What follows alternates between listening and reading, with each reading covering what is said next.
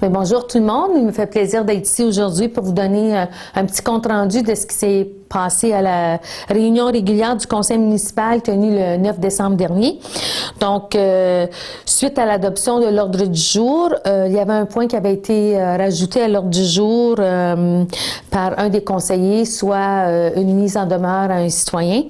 Donc, ensuite de ça, nous avons eu la période de demande verbale, lors de laquelle nous avons des citoyens qui sont venus nous jaser de la fameuse tarification résident-non-résident, qui voudraient qu'on abolisse ça, qu'on prenne en considération les gens qui ne vivent pas directement à Témiscamingue au niveau de la tarification non-résident. Donc, il y a des informations qui ont été données à ces citoyens. À l'effet, lorsque la Ville, en 2010, a décidé d'établir un tarif résident-non-résident pour les différentes activités, soit au centre ou à la Ville, ce n'est pas quelque chose qui a été fait du jour au lendemain, ce n'est pas quelque chose qui a été fait sans réflexion.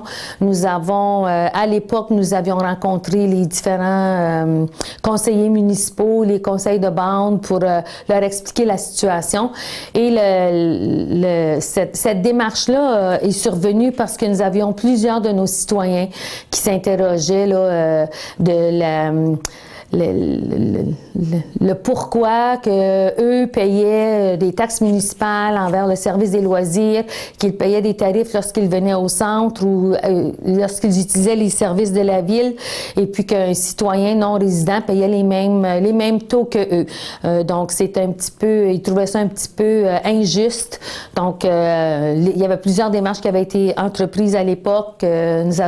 Nous n'avions pas eu de réponse favorable. Donc c'est là que nous avions instauré la tarification résident-non-résident.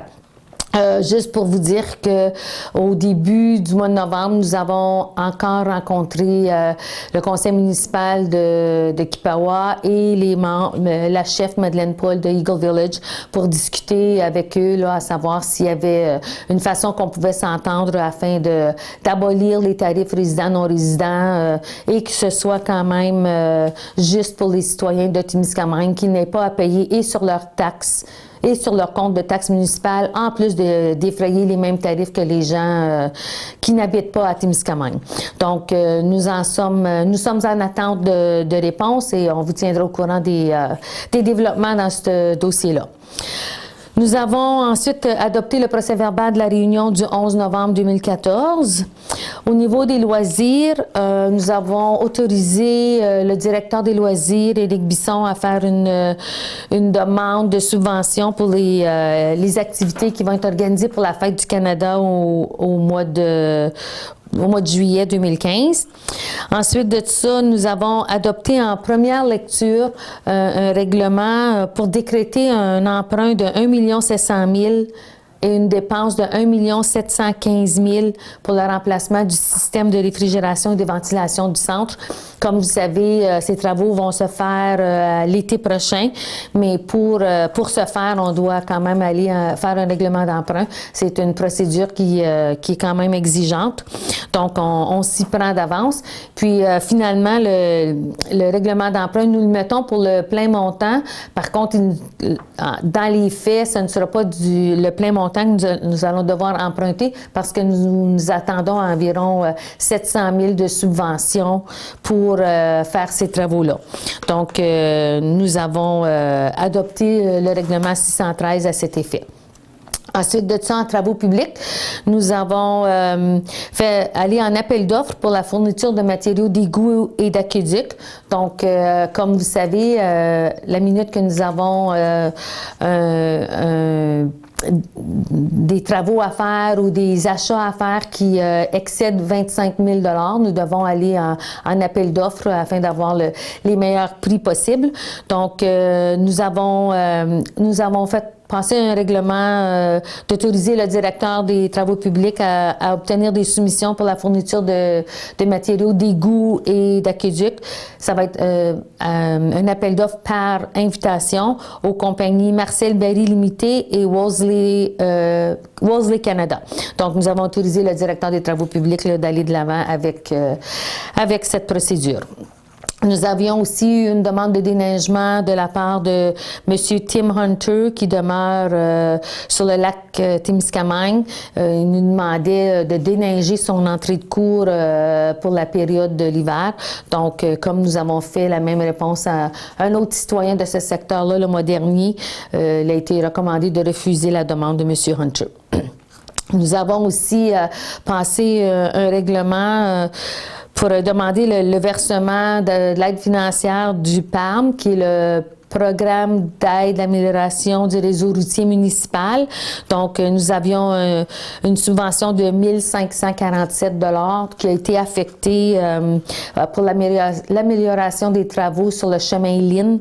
Nous avons fait des travaux là qui ont coûté au-delà de 7 000 $. Donc, nous allons prendre cette petite subvention de 1 547 $ là, et l'affecter à ces travaux-là. Nous avons aussi en urbanisme, nous avons eu une demande de dérogation mineure de dépanneur Stop 102 au 1621 chemin Kipawa. Donc, eux, ce qu'ils demandent, c'est de permettre l'agrandissement du bâtiment principal et la construction de bâtiments secondaires contigus, ça veut dire rattachés au bâtiment principal, jusqu'à 1 mètre de la ligne de l'eau arrière, plutôt que le règlement qui dit un minimum de 11 mètres. Donc, considérant que la demande ne porte pas de préjudice à la propriété à l'arrière et que le propriétaire avait été consulté, considérant que l'empiètement demandé dans la marge de recul arrière, ça n'a aucun impact visuel négatif. Le CCU avait recommandé d'accepter la dérogation mineure et c'est ce qui a été approuvé à la réunion du Conseil. Nous avons aussi eu une demande de modification du règlement du zonage de la compagnie Commonwealth Plywood. On se souviendra, il y a quelques mois, ils nous avaient demandé de changer le zonage là, pour prévoir une subdivision des lots F3 du canton de Campeau. C'est une subdivision qui leur appartient. C'est juste de l'autre côté de la rivière Beauchesne, le long de la rivière des Outaouais. Donc, ils voudraient être capables de subdiviser ce secteur-là pour vendre des lots de villégiature. Donc, nous avions demandé des informations supplémentaires à l'époque avant de commencer la procédure de changer le zonage. Donc, il nous manque toujours des informations. Donc, la proposition qui a été faite, c'était vraiment de demander des informations additionnelles au promoteur, qui est la compagnie Commonwealth Plywood. Donc, ce que nous voudrions, c'est une étude environnementale du site, considérant la présence d'un gros réservoir et la proximité de la voie ferrée. Donc, on se souviendra qu'avec tout ce qui s'est passé au lac Mégantic, il y a des nouvelles normes à respecter maintenant lorsque nous voulons faire du développement, que ce soit résidentiel ou du développement de villégiature. La minute que c'est à proximité d'une voie ferrée, surtout d'une voie ferrée qui est le moyen de transport pour des matières dangereuses, il y a quand même de nouvelles normes à respecter là, pour la sécurité des gens qui, à un moment donné, pourraient vivre à cet endroit-là. Il y a aussi, nous demandons une étude de caractérisation des sols parce qu'on sait qu'un secteur éloigné comme ça, au niveau des sols, si les sols ne sont pas prêts à accepter des systèmes de fosses septiques éventuels, parce que bon, c'est un secteur où il n'y a aucun service. À ce moment-là, c'est difficile pour nous d'en faire l'autorisation. Donc, il y a plusieurs interrogations de ce côté-là. Donc, avant de procéder à changer le règlement de zonage, là, nous faisons la demande à Commonwealth Plywood. Là, nous avons des demandes très précises là, auxquelles nous voulons des réponses avant d'aller de l'avant. Nous avons aussi adopté une politique d'utilisation du stationnement sur l'avenue Elm. Depuis l'année dernière, au printemps dernier, nous avons une problématique de circulation qui a été identifiée sur la ruelle Elm entre les adresses 7 et 39 de la rue Elm, parce que ces entraves à la circulation, ça nuit aux usagers, ça nuit aux véhicules d'entretien, aux véhicules d'urgence. Donc, nous avons passé une résolution à l'effet que nous ne pouvons pouvons plus tolérer là, le stationnement et les différents remisages qui sont faits dans cette ruelle.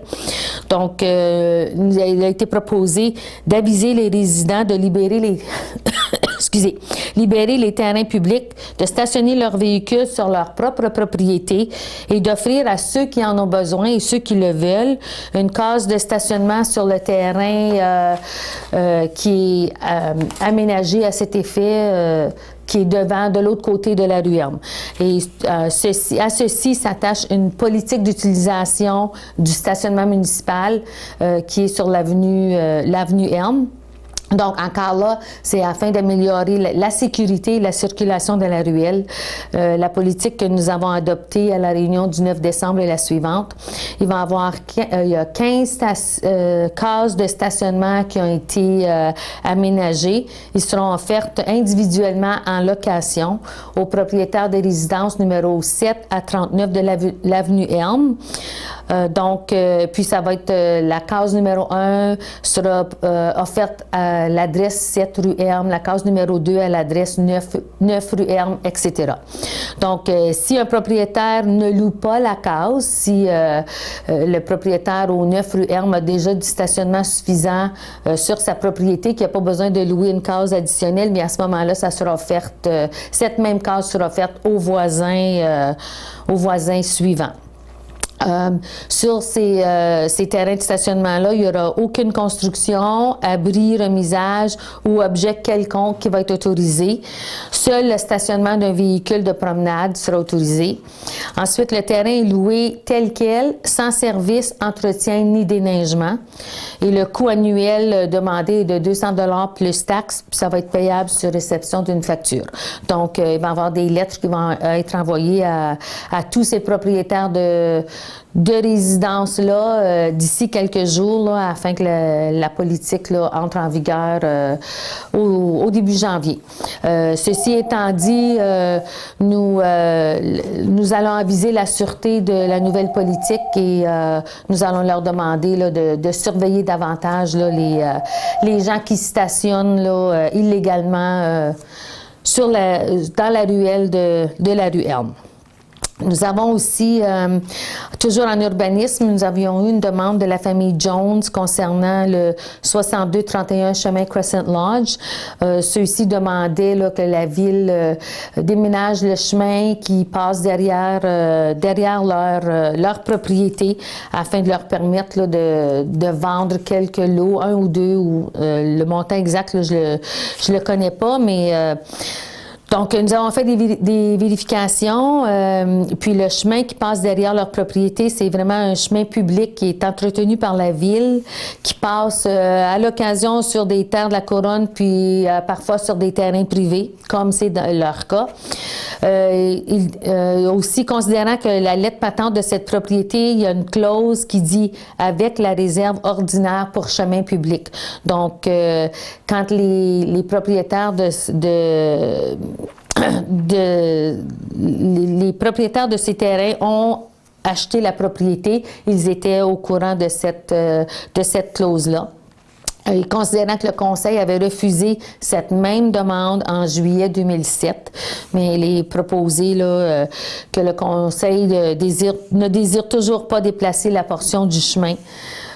Qu'on va demander à la famille Jones de ne pas bloquer le chemin, mais que si jamais eux sont intéressés de faire des projets, que la ville pourrait le regarder de façon sérieuse. Ensuite de ça, toujours en urbanisme, nous avons eu l'Assemblée publique de consultation du règlement 612 qui modifie le règlement de zonage de la zone CA8. On se souviendra qu'on nous en avions parlé lors de réunions précédentes. C'est vraiment au niveau de les ambulances Habitémis. Monsieur Fortin, là où il y a son garage pour les ambulances, lors de la construction du garage, celui-ci avait été construit qui empiétait un petit peu sur le lot avoisinant, qui appartient à Tembec, qui est zoné industriel. Donc, en achetant cette propriété, nous devons changer le zonage de cette propriété pour qu'il devienne zoné commercial et non industriel. Donc, le directeur général, M. Paquin, a donné les informations lors de l'Assemblée publique. Ensuite de ça, nous avons adopté en deuxième lecture ce même règlement pour continuer la procédure pour que ça devienne éligible, là, que le règlement soit complété là, à la prochaine rencontre. Nous avons aussi approuvé un projet de lotissement dans le parc industriel. Comme vous savez, la ville appartient du terrain dans notre parc industriel qui est sur le boulevard industriel dans le secteur Le Temps. Donc, afin de pouvoir avoir des lots prêts à vendre, si jamais nous avons des industries ou des commerces qui veulent venir s'établir dans ce secteur-là, nous avons fait arpenter les lots, nous les avons divisés. Donc, la résolution, c'était que le Conseil approuve le projet plan de remplacement de ce territoire-là et d'autoriser la mairesse et le secrétaire trésorier à signer le plan cadastral. Donc, finalement, nous avons 7 lots de disponibles à cet endroit-là. 2 qui sont zonés commercial, 3 qui sont zonés industriels légers et 2 qui sont zonés industriels lourds. Donc, si jamais nous avions une entreprise de transformation quelconque qui voulait venir s'établir à Témiscamingue, bien, nous sommes fin prêts à leur vendre un terrain pour qu'ils puissent s'établir chez nous. Ensuite de ça, nous sommes rendus en administration. Nous avons l'approbation de la liste des comptes à payer et les débourser pour le mois de novembre. Nous en avions pour un montant de 451 543 $. Donc, là-dessus, nous avions l'achat du tanker, c'était le dernier versement pour acheter le tanker au niveau du service incendie pour un montant de 25 000 $. Et les autres montants, là, c'était vraiment là, des montants usuels là, pour gérer l'administration de la ville. Nous avons aussi, il y a eu le dépôt de la situation financière au 31 octobre 2014. Donc, pour le mois, nous avions eu des revenus de 176 401 $ pour un cumulatif de 5 671 000 $. Sur un budget amendé de 6 105 256 $. Au niveau des dépenses, pour le mois, nous en avions pour 452 107 $ pour un cumulatif de 3 934 000 $, sur un budget amendé de 4 897 000 $. Nous avons fait un remboursement de capital de 177 000 $ pour un cumulatif de 885 000 $. Donc, nous avons fait des achats d'immobilisation pour 132 707 $ et il y en avait de ces achats-là qui avaient eu du financement aussi. Donc, pour le mois, ça nous a laissé un déficit de 545 000 $ pour un cumulatif de l'année à 609 976 $ et toujours un surplus prévu là, de 22 869 $. Donc, à la fin d'octobre, nous étions toujours à l'intérieur de nos prévisions budgétaires pour l'année en cours. Si on continue en administration, à ce temps-ci de l'année, au mois de décembre, la loi nous demande que la mairesse fasse un discours aux citoyens pour vous donner un aperçu là, de nous en sommes où au niveau des dépenses, au niveau du budget, les états financiers de l'année 2013, un petit peu vous donner un aperçu des travaux importants qui ont été faits pendant l'année. Donc, je vais essayer de faire ça le plus rapidement possible, mais de par la loi, je dois vous le faire. Donc, tel que requis en vertu de la loi sur les cités et villes, me fait plaisir de vous faire rapport sur la situation financière de la Ville. Les états financiers pour l'année 2013 ont été vérifiés par la firme Champagne-Bellemare-Guimond Incorporée. Les résultats consolidés démontrent que les recettes des activités de fonctionnement et d'investissement ont atteint 7 419 765.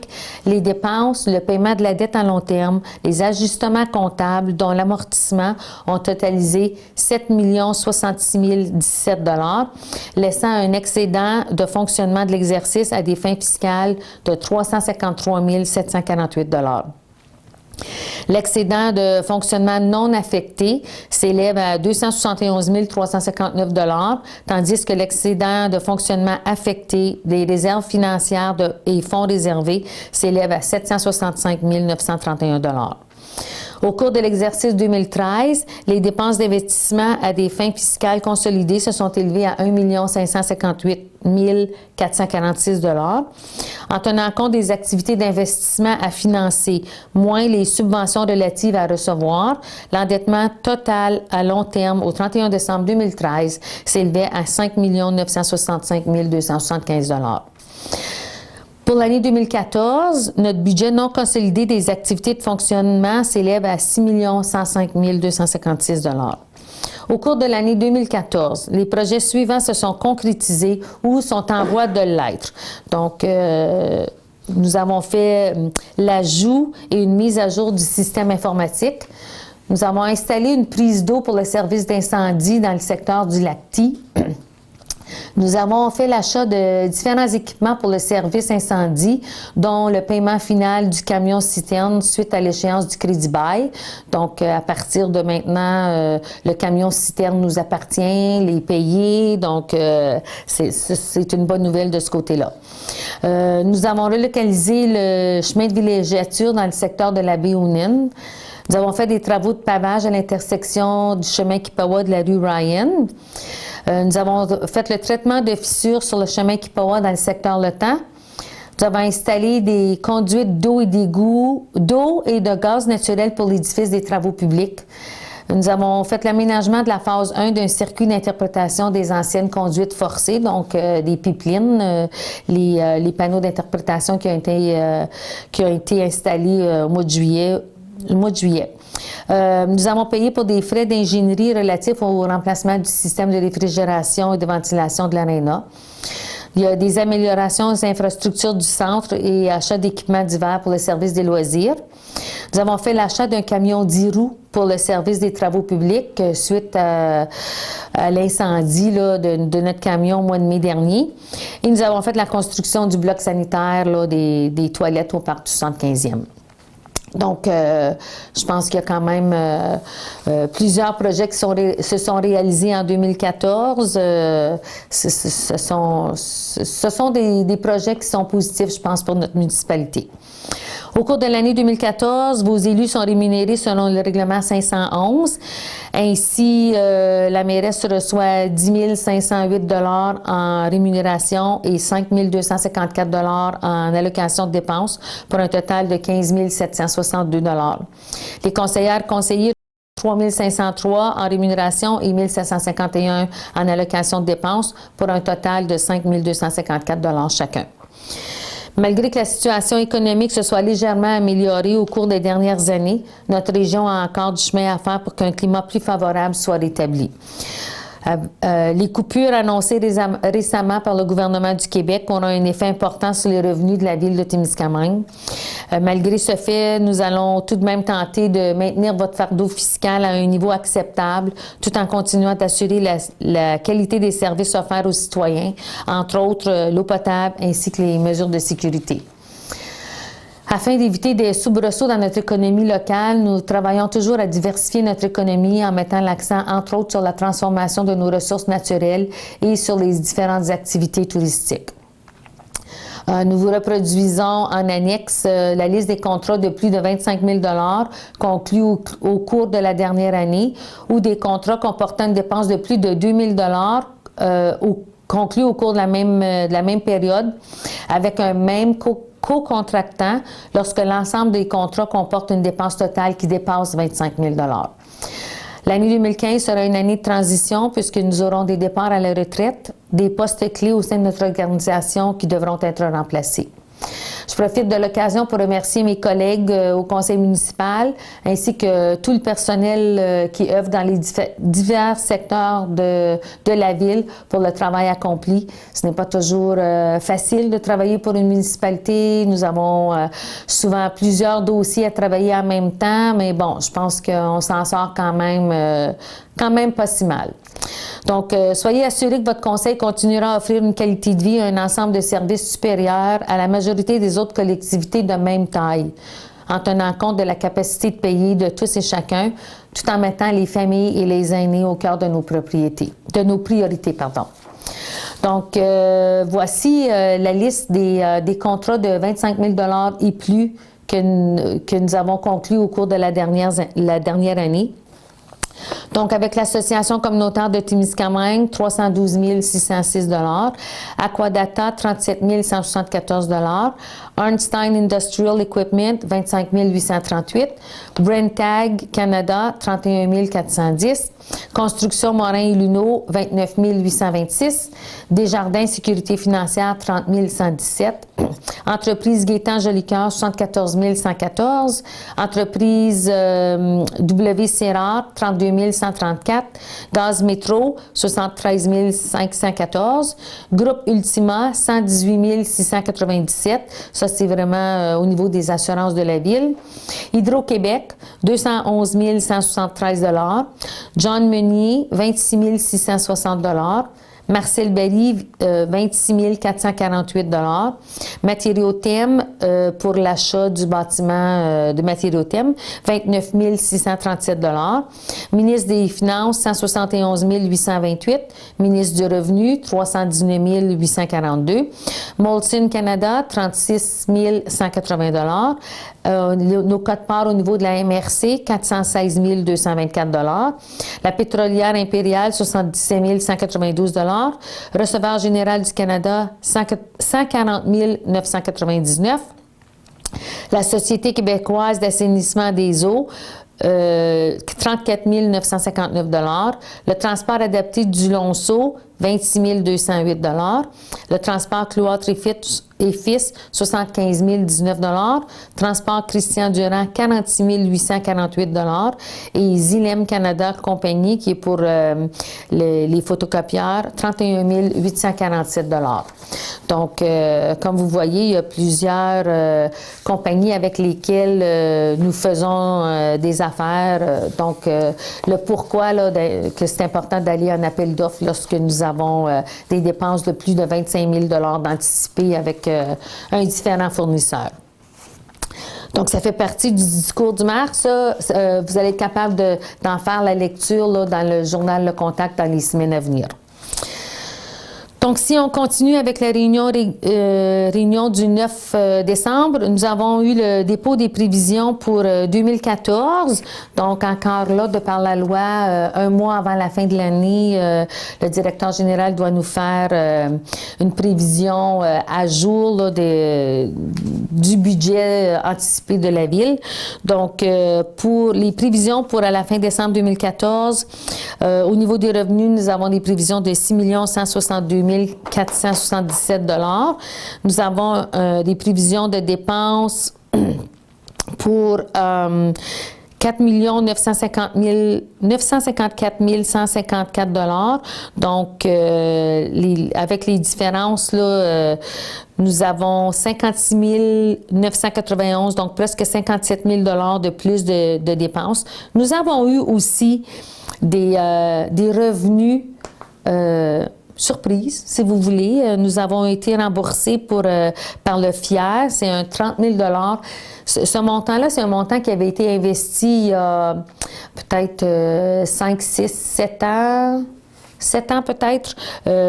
Donc, c'était pour un montant de 30 $ et maintenant, le dépôt à terme est venu dû. Nous n'avons pas fait d'intérêt, mais au moins, l'argent que nous avions investi nous a été remboursé comme ça, sans qu'on le sache. Donc, ça a été quand même une belle surprise. Et tout ceci pour vous dire que maintenant, à la fin décembre, nous anticipons un surplus de 94 272 $. Donc, c'est quand même positif. Puis, je pense que c'est une bonne nouvelle, étant donné que nous sommes à faire le budget pour 2015 et avec les différentes coupures du gouvernement que nous allons connaître, je ne suis pas sûre qu'en 2015, nous allons avoir aucun surplus. Donc, peut-être que le surplus de cette année peut être affecté aux services que nous allons vous donner en 2015. Donc, nous avons aussi parlé du financement de projets par le Fonds de roulement pour les travaux qui ont été faits à la baie Thompson. On se souviendra qu'il y a 2 ans, nous avions fait des travaux à la baie Thompson pour ouvrir 15 lots de villégiature qui sont prêts à vendre maintenant. Donc, la Ville avait payé pour les travaux pour préparer pour faire ce projet-là. Nous en avions pour un total de dépenses au fil des 3 dernières années de 412 426 $. Nous avons eu des revenus parce qu'il y a des lots qui ont été vendus. Nous avions aussi, au début du projet, nous avions des arbres qui ont dû être coupés, donc nous avons vendu ces arbres-là. Donc, nous avons eu jusqu'à maintenant des revenus de 211 248 $. Donc, il nous reste 201 178 $ à financer. Donc, il a été proposé de servir de l'argent dans notre fonds de roulement pour financer ces travaux-là. Et lorsqu'on prend des sous dans le fonds de roulement, il faut le remettre. Nous avons 5 ans pour le remettre. Donc, nous allons remettre un 40 000 $ par année pour renflouer les coffres du fonds de roulement. Ceci, et en le faisant de cette façon ici, ça nous empêche d'aller en règlement d'emprunt et de payer des frais d'intérêt. Donc, je pense que c'est positif là, dans le budget de la Ville.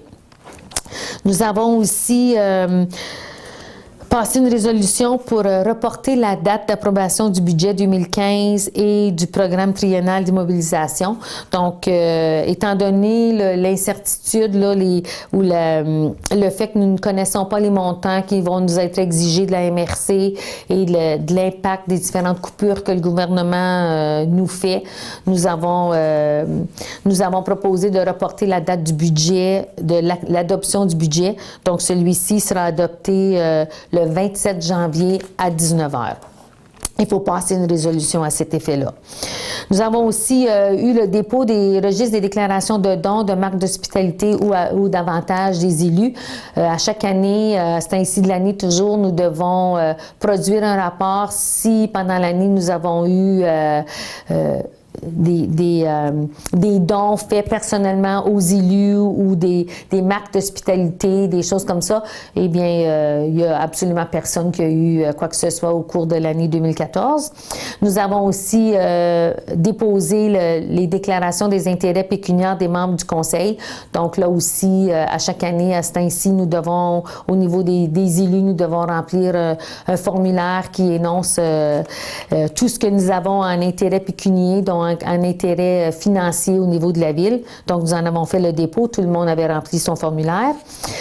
Ensuite de ça, toujours en administration, nous avons passé une résolution pour autoriser le secrétaire trésorier, directeur général de la MRC à enchérir et à acquérir des propriétés ou des immeubles pour les montants de taxes que les gens n'ont pas payés à la Ville.